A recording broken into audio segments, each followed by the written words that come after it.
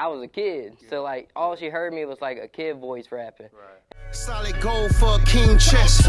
She moving with an attitude, she seems stressed. So organic, I should get it tatted on my belly. I move how I move, cause I'm legendary. Yeah, welcome to another classic episode of the Miller Experience. I'm your host, Excalibur Miller, and today we have a special guest in the building.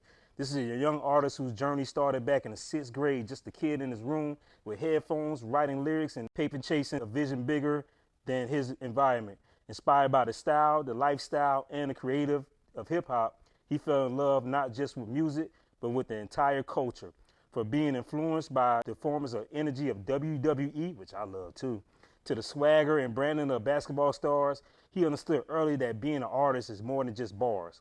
It's about presence, logos, image, and impact.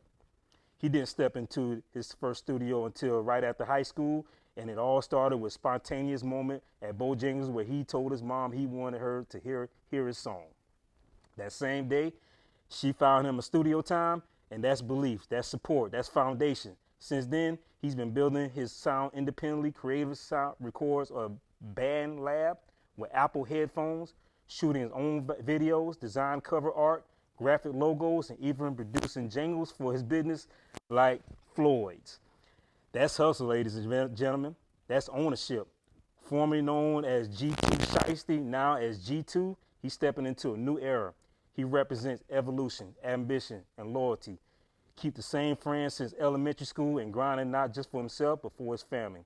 He's inspired by artists like NBA Youngboy and No Cap, but he's carving his own lane with dreams of major stages, brand deals, clothing lines, and building a legacy that changed his family future.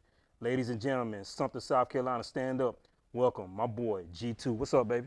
What's going on? You doing how you like that intro? How I do you in the intro, man? That sounds good. Thank you for coming today, bro. Thank you for coming today. Let's talk about you, G2, man.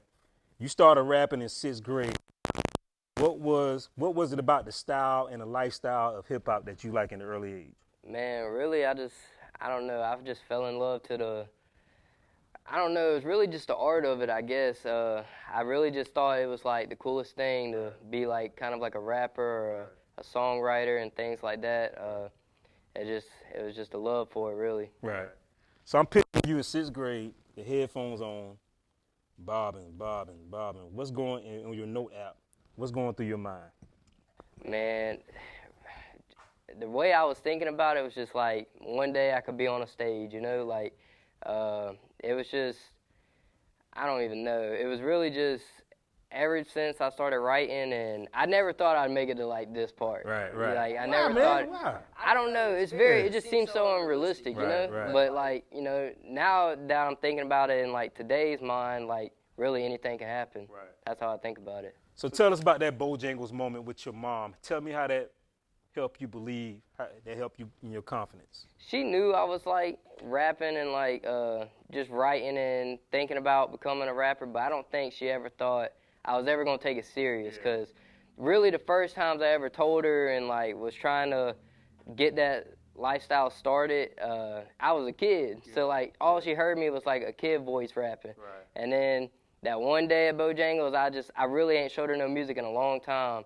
And I showed her the song, we turned the beat on, I was just like, I just want you to hear this, because I still been working on it. Right. And she really liked it. She thought it was pretty good. She said it sounded way different than all the old stuff, and ever since then, we was at a studio an hour later, so it was pretty cool. Man, tell me, what Bojangles she work at? Give her a shout out. She don't work at Bojangles, no. We was just eating at it on 15th Oh, okay, South. I got you, okay. Man, that's one thing I say, man. Family support, definitely when you trying to follow your dreams, is huge. How did that? I know you said stuff about your cousins and your nieces and stuff. They really support you. How does that make you feel? Well, it really feels good because I feel like that's the hardest thing to get, especially like trying to do something like rap or trying to become something that most people don't think that you can do. Right, you know what I mean? right. Like I think a lot of people laugh at it whenever you say, I'm trying to do something not everybody else does. And let's keep it 100. You're white. So I mean, you know what I'm saying? It does make a difference, I would say, but I don't think about it in that way, Like, I just think if you like doing something, you should go for it, And I feel like this is the style that I like. This is a career that I would love. I feel like it's a dream job, And the support from my family is very heavy. I think they support me fully, and it means a lot because it's hard to get it. Oh, yeah. I move how I move cause I'm legendary. I move how I move cause I'm legendary. So organic I should get it tatted on my belly. I move how I move cause I'm legendary, bitch. I don't take L, just I take lessons.